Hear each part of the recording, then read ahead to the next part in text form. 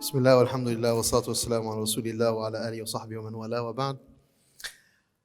So I think that my dear brother Ustad Rizwan finished on a very beautiful note, and that is the hadith of Hanzala, where the Prophet ﷺ said to him, Sa'atun wa sa'a ya Hanzala, that verily it is an hour and an hour, it's time and it's time, and that reflects the very essence of what it means to be a Muslim, and it's the idea of balance.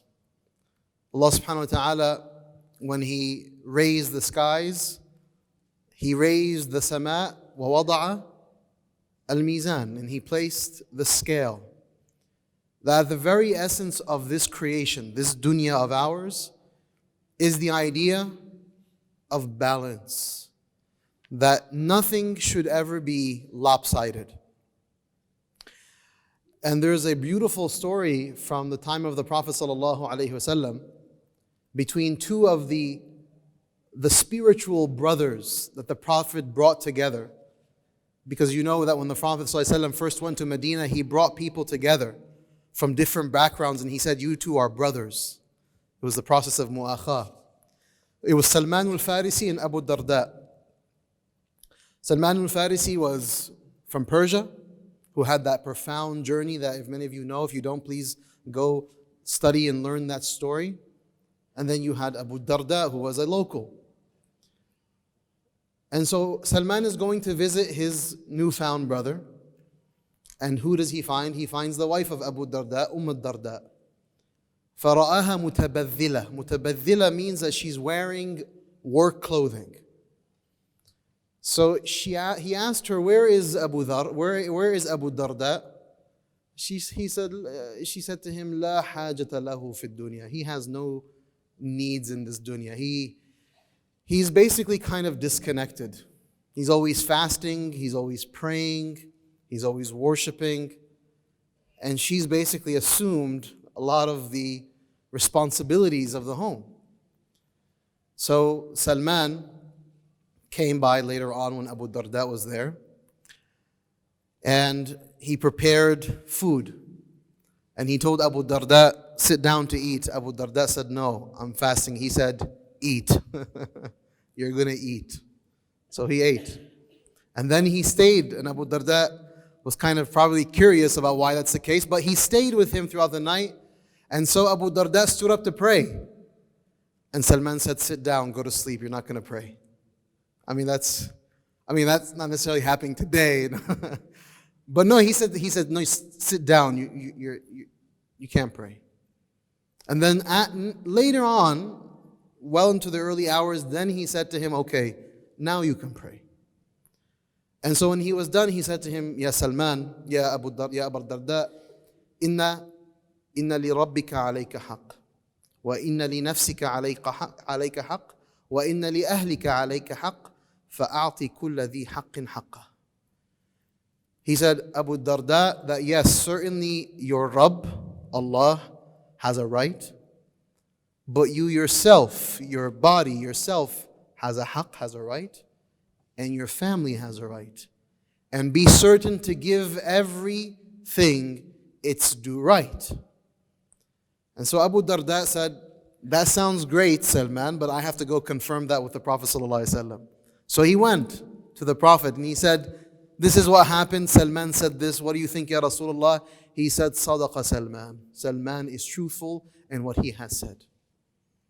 What does this story illustrate? Its story illustrates that at the very essence of Islam is this idea of striking a balance. And so as Muslims who are trying to function and thrive meaningfully in 2019, as we're about to enter into 2020, we're about to wrap up the second decade of this millennia, and we're trying to figure out what it means to be a well-balanced, highly functional, productive, spiritually oriented, philosophically, profound person in this day and age. We have to take time to think about what are the huquq that we have to fulfill. What are the things that actually have rights over us? Meaning, what are the things every single day that I should be trying to strike a balance between. Because yes, a lot of what we're seeing today is extreme. We've developed as a type of ethos in our culture today, a very extreme orientation. So it's overindulgence, regardless of what we're doing. So if we're watching, we're binge watching now. You know, if you grew up in the 80s, there was no such thing as binge watching because there were only like 5 channels on TV. You know, and there was just a program that you could potentially watch, and that was it. Maybe some Saturday morning cartoons. But now, no, it's not just about watching TV now, it's about binge watching. And it's no longer just about you seeing what is given to you, but rather you can curate your own list, your playlist, to sit there and have things go time after time, segment after segment, clip after clip. And you could be 4, 5, 6 hours into a session and you know you need to sleep, but then you're like, just one more. We've developed, we've socialized, we've habituated ourselves into imbalance, overindulgence. Whether it's overindulgence on the side of consumption, media, and all other things that can be consumed, or if it's overindulgence in obsessing over what's happening politically. We have become addicted to media and news and information that's just constantly being forced into our faces. And so we think everything is about what's happening politically. And what is the political question? And what are the political answers? And how should we be engaged in negotiating these issues politically? Are politics important? Absolutely. Civically engaged, should we be that? Yes. But is that everything when it comes to the well-being of the Muslimin? Is it all about becoming politically prosperous? No, that's not what it's all about. That's one sabab. It's one means that Allah has placed in the world to say, when you're negotiating time and place, be civically engaged. Is it all about getting into the college that I want to get into? There is a tremendous imbalance in that regard, where kids are under this ridiculous pressure, not just socially, but from within our families, to accomplish these very specific academic goals. Kids are losing. One of the things that devastated me was when I went to one of the universities in California. I think it was UC San Diego. They had just finished a $150 million renovation of the students' dorms. Do you know that in the dorms' closets, they had to put in collapsible rods because of how many kids were committing suicides in their closets in their dorms? That's sick. That's a sick imbalance. You're telling me that the solution to these poor little kids who are killing themselves in 17, 18, 19 years old in a college dormitory going into their closet is to just put a collapsible rod? You spent $150 million on a collapsible rod? What about formatting the way we think about education in the first place? We have to think about these issues because it's an imbalanced orientation. We have so many kids who've been made to think that the only way that you will be validated in this home, or validated in this Muslim community, or validated in this society is if you have these very specific accomplishments. And a lot of our kids are accomplishing, and a lot of are not. Those goals that have been pre-structured and formed by forces outside of us. Sheikh Abdul Fattah Moro, he said this in his talk yesterday in one of the side sessions. He said, we spent this past many decades telling our kids to go into the sciences, the medical sciences, to go into engineering, to go into all these very service-oriented, not service, but more the orientations around that which is physical. So you produce as an engineer. What are you doing as an engineer? What are you doing as a medical doctor? You're just realistically a tool. You're a clog in a greater, very complex socio-political project. So Muslims, because there's a lot of money there, and money assumes some power and influence, go in that. Engineer, doctor, lawyer. Just become a service agent for a much bigger project. And so we've just habituated these processes into our homes. And are our kids happy? Are we happy? Are we balanced? What does it mean to have kids who have to go onto medication just to get through college? What does that actually mean? By the way, we are a tradition of ilm. The Islamic intellectual, spiritual, theological heritage is about knowledge. Very much so. فَاعْلَمْ أَنَّهُ الْإِقْرَأ. These are fundamental elements of our deen, but it's not just an intellectual, rational project to achieve a particular degree. So I don't want any of the parents thinking, oh, this is a sheikh who wants my kid to be a darwish. They don't want him to study. So now my kid's going to come home and say to me, the sheikh said I don't have to study. Stop putting pressure. I want to play video games because of my mental health and wellness. No, I'm not saying that, okay? So don't, no parents come to me afterwards and say, look what you're doing to our kids. You're destroying our kids. No, I love you and I love your kids. And I only want wellness for all of us. I want you to be happy, and I want myself to be happy, and I want our kids to be happy. But what does that actually look like? And this is why I'm trying to problematize the exaggerated qualities that we see. And we see this, by the way, in people who are pursuing their careers. There is this toxic, exaggerated orientation around the idea of pursuing a career. Everyone thinks that it's about my career first. And I went and I spent all of these years studying because my parents told me I have to study this way and I have to go and spend all this money getting these degrees. And so now I have to go pursue my career because I have to realize myself. And so you see a lot of families breaking apart. Why? Because now you have everyone wanting to pursue a specific career. And by the way, people think, oh, this guy's going down the gender line. Whether it's the male, your career is not a goal in life. Whether you're a man or a woman, that's not the point here.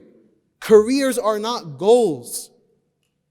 Jobs are things that we do to proactively attain rizq, a type of rizq for that matter.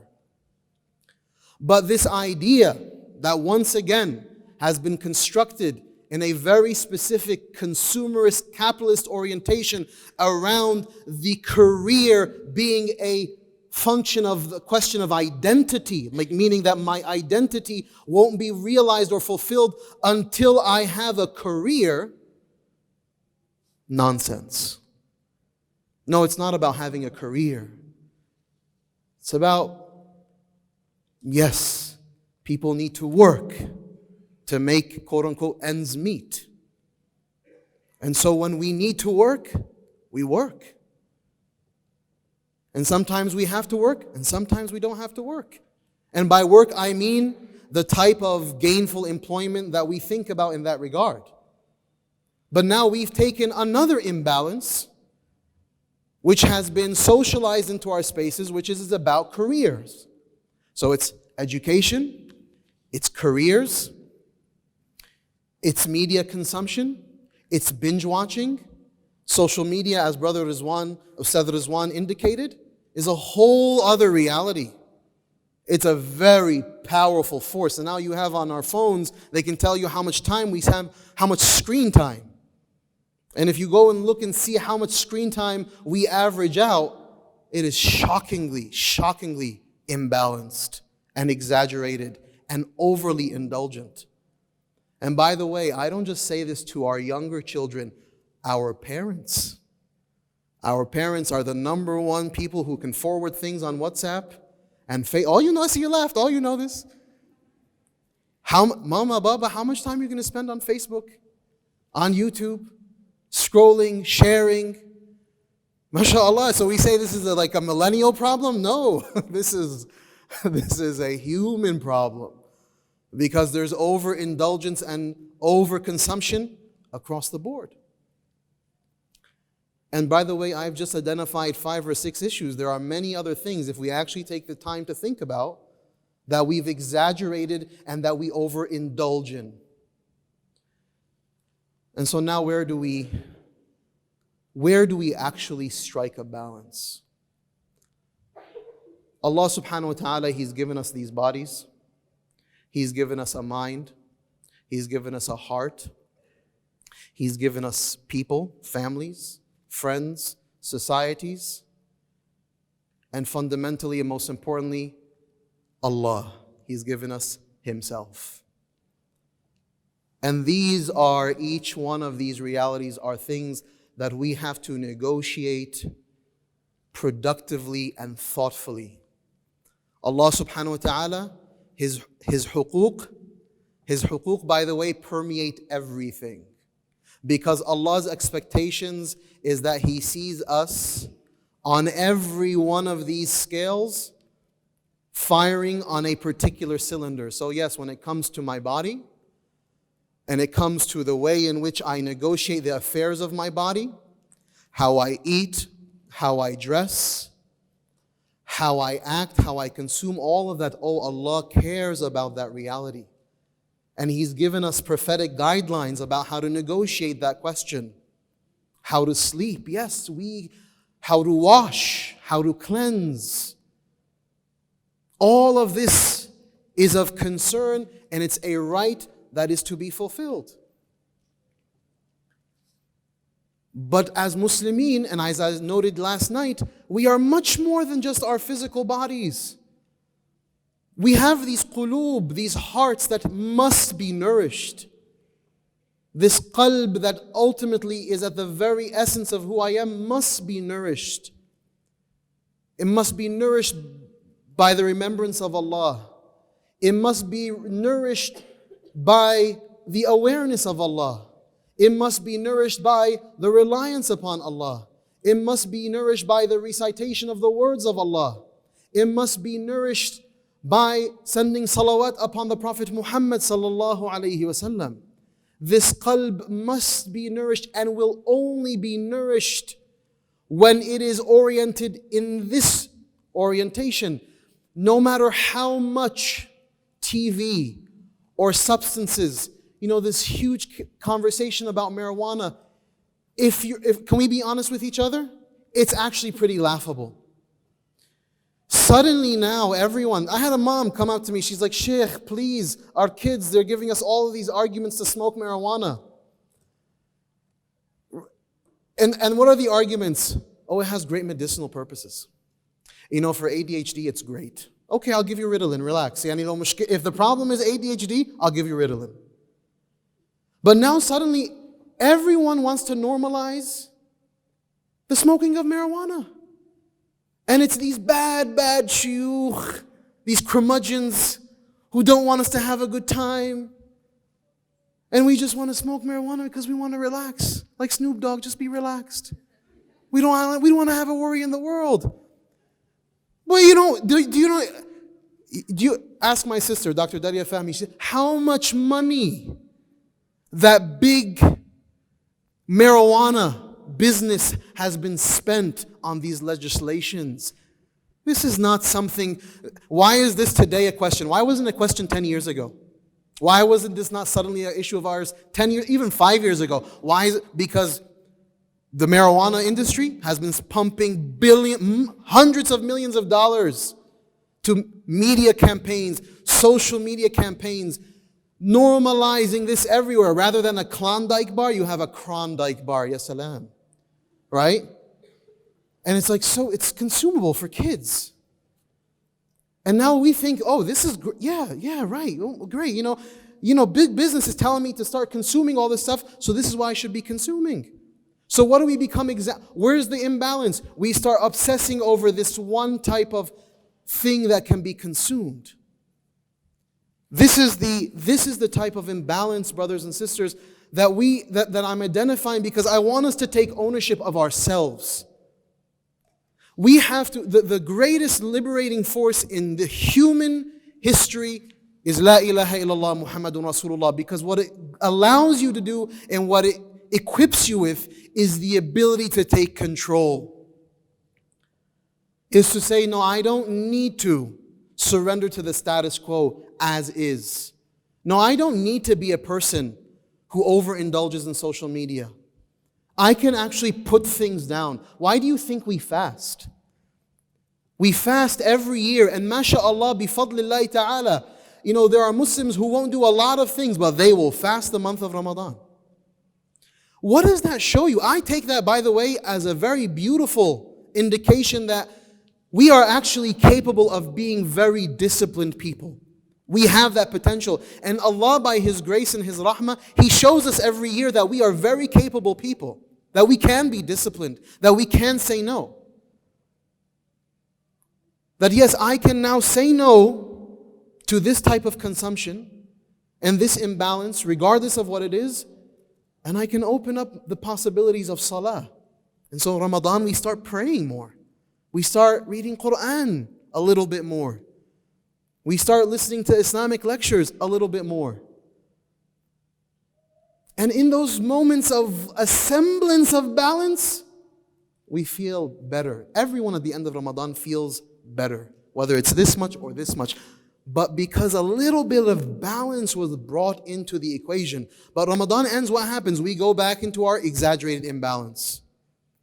So if there's anything that I can offer today is to say, no, we have to be intentionally and consciously and purposefully balanced in what we do with our bodies, how we consume, where we say no. And this requires intentionality. So it requires planning, meaning that I have to give myself a time limit.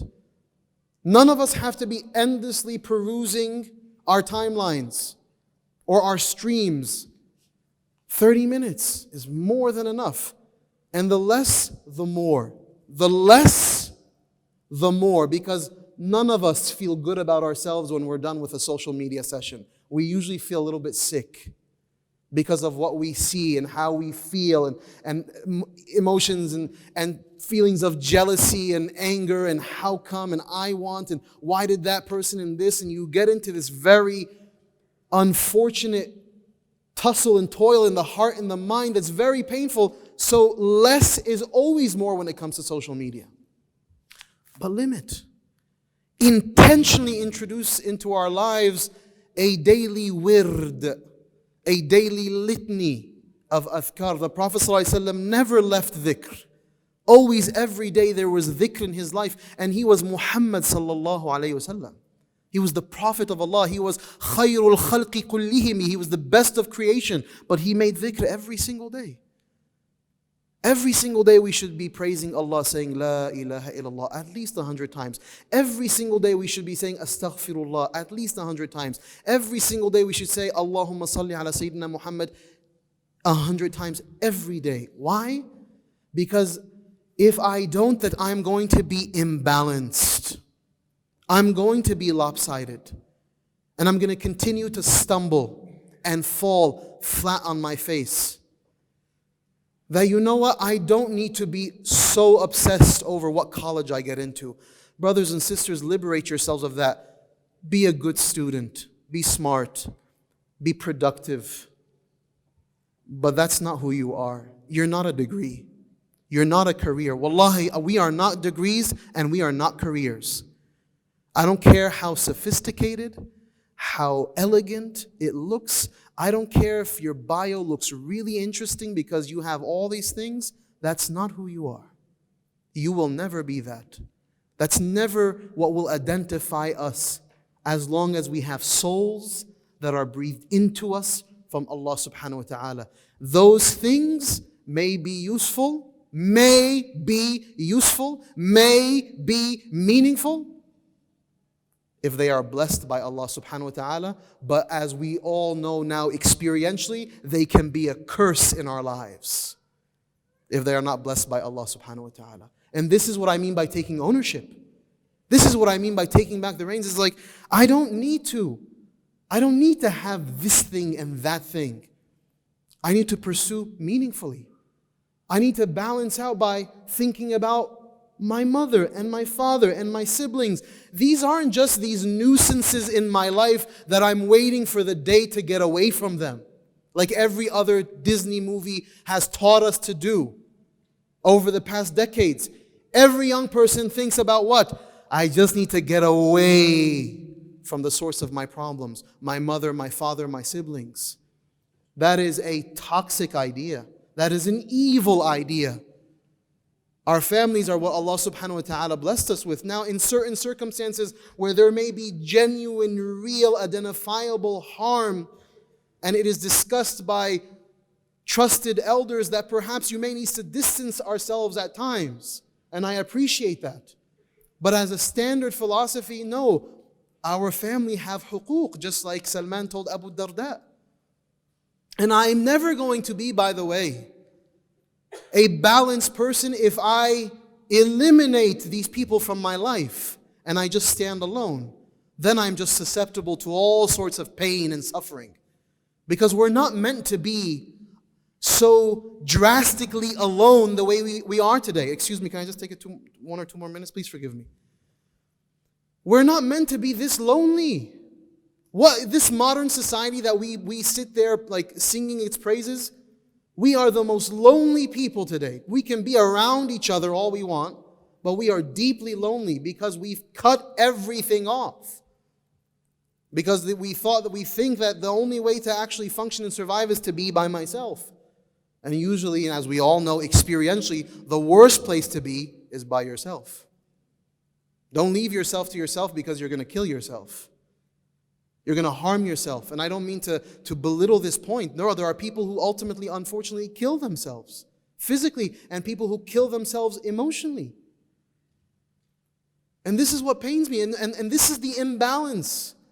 No, sometimes we have to be patient, but we have to, Allah tells us in Surah Al-Kahf, وَاصْبِرْ نَفْسَكَ مَعَ الَّذِينَ يَدْعُونَ رَبَّهُمْ. Force yourself to be patient and be close to people who call to the way of Allah. It's not always easy. But there's nourishment and there's balance in that. So it's your heart, it's yourself, your body, your physical body. It is your ruh, it is your family, it is people. It is your intellectual pursuits. Ask yourself why you're attaining these things. All of you, all of us who are pursuing careers or degrees, challenge yourself, really, why am I doing this? Is this what I need or not? And don't do it from the lens of being a bum. Because I just don't want to do anything, so I want to be a bum. No, we're not bums. Muslims are not bums. But it's not all about that. I can guarantee you that, inshallah ta'ala. I ask Allah subhanahu wa ta'ala to help us, to guide us, to bless us, to grant us true balance and tranquility in our lives. May we realize the mizan that Allah created in this world. He created a mizan. May we be an entity that ensures that balance continues to exist. Through our akhlaq, through our disposition, through our theology, our iman, through our actions of khair. أقول قولي هذا وبارك الله فيكم والسلام عليكم ورحمة الله.